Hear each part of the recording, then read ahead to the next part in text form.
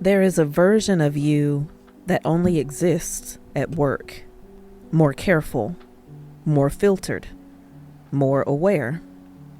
And over time, that version of you can start to feel more real than who you actually are. Welcome back to the Next Level You podcast, where we help you build the bridge between your now and your next. I'm your host, Myria Johnson. And I'm Dr. Miriam Johnson. This is part of our series on identity. And today we're going to talk about how work environments quietly reshape who you are. Work is one of the most powerful identity shaping environments you will ever be in. Not just because of what you do, but because of how you are seen. Your ideas are evaluated, your communication is interpreted, your performance is judged, and over time, you start adjusting. Not because you want to lose yourself, but because you're trying to succeed. And those adjustments rarely feel dramatic. They're subtle. You say a little less, you explain a little more, and you second guess before you speak. And the reason this is so dangerous is because it feels strategic. It feels like I'm just learning the environment. I'm just being professional. I'm just doing what it takes to grow. But underneath that, your identity is being reshaped. There's a psychological concept that helps explain this: impression management. It's the idea that people adjust their behavior to control how they're perceived by others. And in the workplace, this becomes almost automatic. You start thinking, how will this sound? How will this be received? How will this reflect on me? And before you realize it, you're no longer just showing up. You're performing. There are moments where you know you are showing up. You're doing the work. You are contributing. You are delivering. And still, you're misperceived. There are also moments where the questions you are asked make you pause, not because you don't have the answer, but because you're wondering why the question is being asked in the first place. Questions about what you do, questions that suggest uncertainty, even when your work has been consistent. A good example of this is when a manager or supervisor is struggling with their own insecurities or imposter phenomenon and intentionally projects those feelings onto an employee they perceive as a threat. This often happens when the employee is highly capable, well-credentialed, respected by others, or demonstrates strengths the manager feels they lack themselves. Instead of mentoring or empowering the employee, the manager may intentionally try to diminish their confidence and visibility. This can look like constantly questioning their work, even when it's correct, criticizing minor details unfairly, withholding recognition, assigning them additional work without proper credit, or taking their ideas and repackaging them as their own. In some cases, the behavior becomes a way for the manager to maintain control, protect their ego, or avoid feeling overshadowed. Over time, this kind of leadership creates a toxic work environment where the employee feels belittled, emotionally drained, and undervalued, not because of poor performance, but because the manager is using criticism and control as a coping mechanism for their own internal struggles and perceived inadequacies. And I've experienced this too. Being told that the perception is that I have not delivered anything, even when I know the work I've done, even when I know the impact. So here is a possible solution for these behaviors.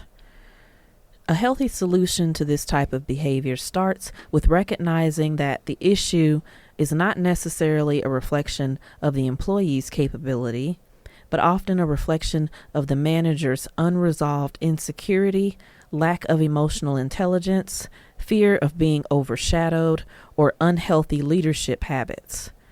However, recognizing that does not mean tolerating the behavior indefinitely. For the employee, the solution often involves a combination of boundaries, documentation, emotional awareness, and strategic career management. For example, document contributions, decisions, and communications clearly so there is a professional record of your work and impact. Avoid internalizing the constant criticism. Evaluate feedback objectively and separate constructive guidance from behavior rooted in control or insecurity.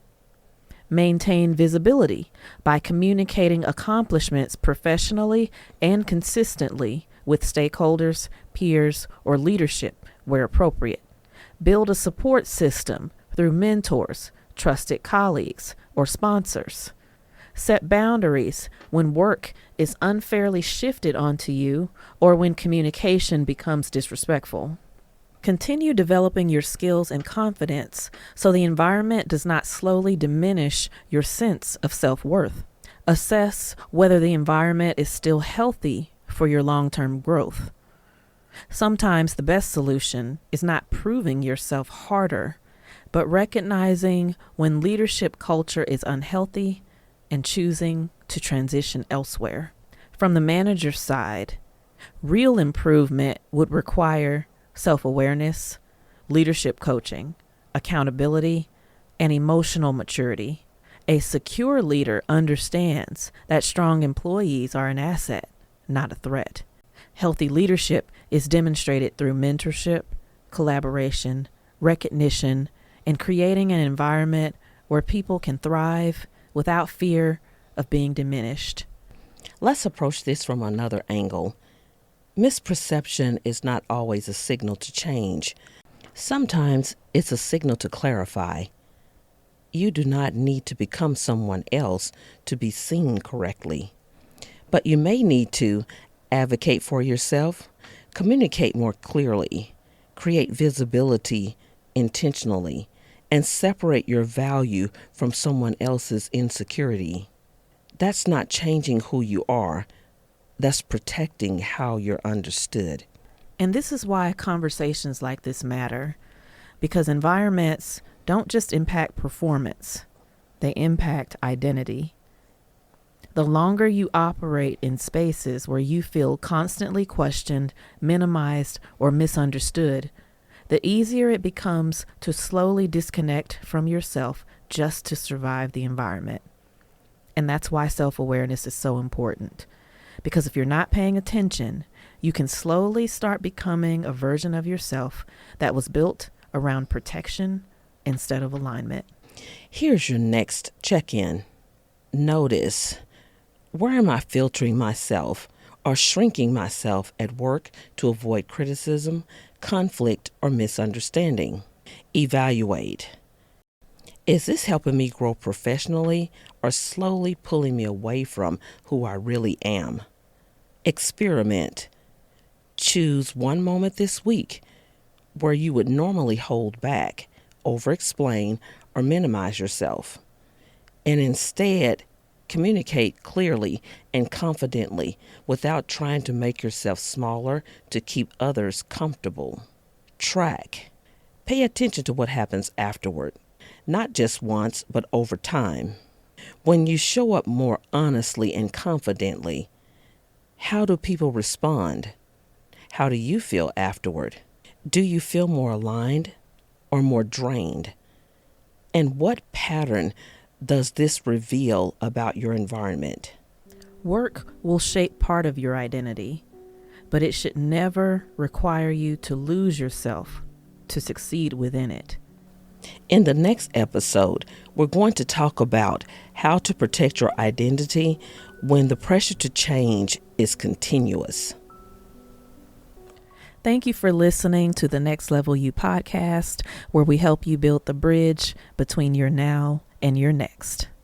If you are looking for deeper support as you navigate life, career, and personal transitions, we invite you to join our exclusive Next Level U community. As a member, you will gain access to guided growth experiences and a community of people navigating what is next together, reminding you that you do not have to figure everything out alone. You can learn more through the link in our show notes or by following us on social media at Go Next Level U. That's GONEXTLEVEL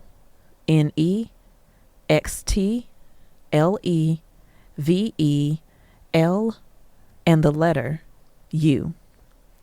And if you enjoyed today's episode, be sure to subscribe so you do not miss future conversations. We'll see you soon.